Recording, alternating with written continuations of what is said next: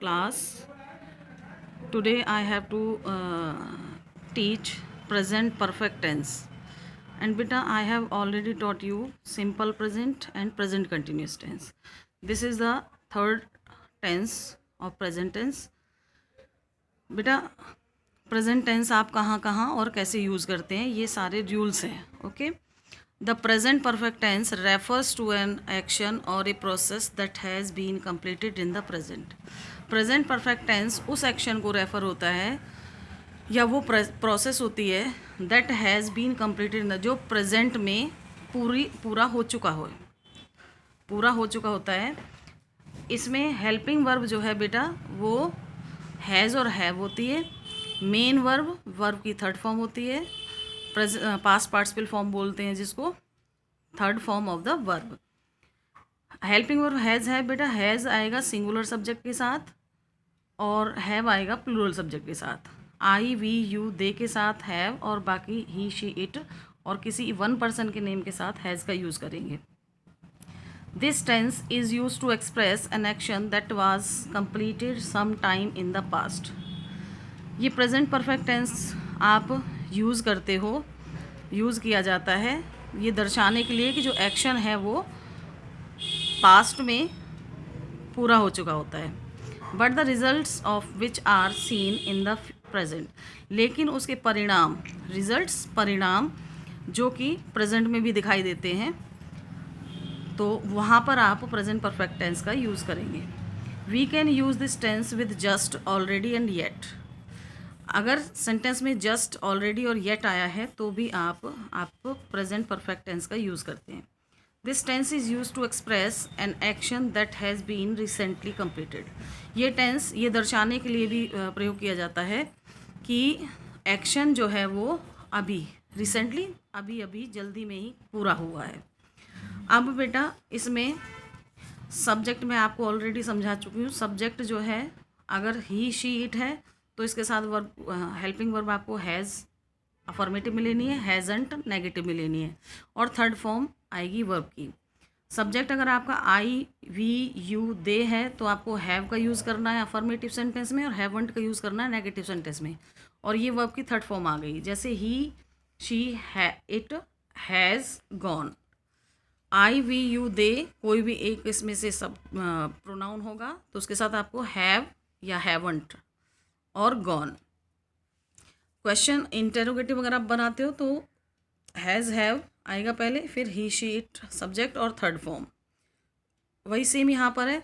I we you they subject है तो आपको इंटेरोगेटिव बनाने के लिए सबसे पहले हैव का यूज़ करना पड़ेगा और आई और फिर थर्ड फॉर्म. बेटा अगर आप हिंदी में ट्रांसलेशन करते हैं तो आपको सेंटेंस के लास्ट में चुका है, चुकी है, चुके हैं, लिया है, किया है, दिया है, ये आपको सेंटेंस के लास्ट में मिलेगा.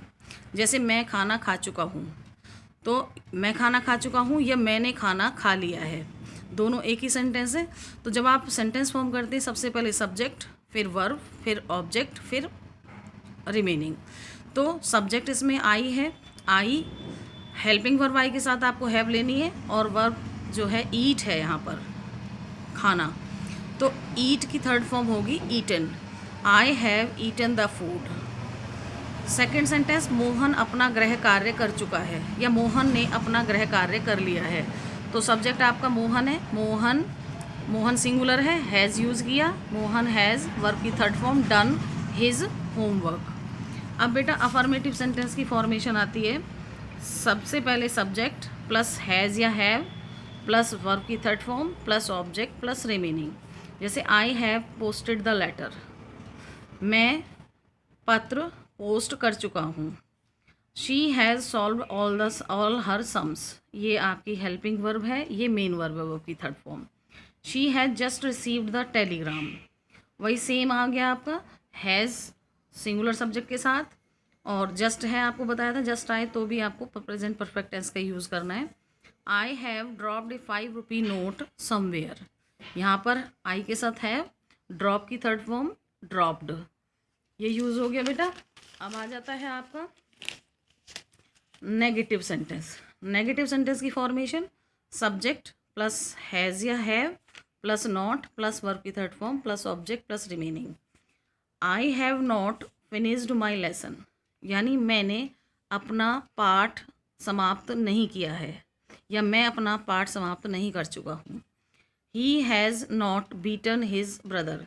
अब जब बेटा नेगेटिव बनाओगे तो आपको हैज़ और बीटन, हैज़ हेल्पिंग वर्ब है, बीटन मेन वर्ब है, इन दोनों के बीच में नोट लगाना है, जो मैं आपको पहले ही समझा चुकी हूँ। They have not shown their homework yet, वही सेम प्रोसीजर यहाँ पर है।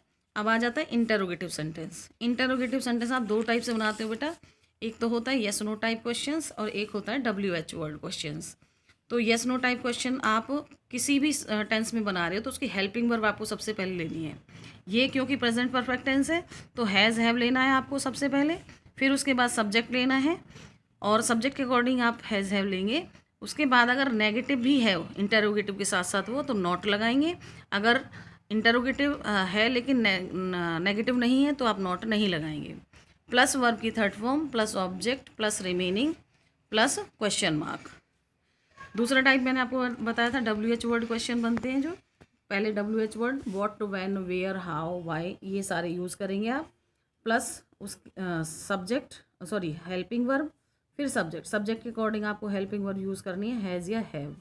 प्लस अगर ये नेगेटिव है तो नॉट, ब्रैकेट में मैंने इसीलिए लिखा है कि अगर नेगेटिव भी है इंटरोगेटिव के साथ तो लगाएंगे, अदरवाइज नहीं लगाएंगे। प्लस वर्ब की third form plus object plus remaining plus question mark. अब देखिए बेटा, ये एग्जाम्पल मैंने आपको 5 दिए हैं।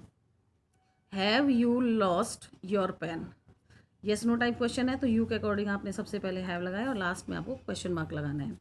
Have they not one the match, subject आपके पास दे है, प्लूरल है, इसलिए आपने हैव का यूज़ किया और इंटरोगेटिव के साथ साथ ये नेगेटिव भी है तो आपने हैव प्लस सब्जेक्ट हो गया प्लस नॉट और फिर वर्ब की थर्ड फॉर्म वन और बाकी रिमेनिंग ऑब्जेक्ट द मैच, तो और उसके बाद क्वेश्चन मार्क, क्योंकि इंटरोगेटिव बना रहे हैं आप।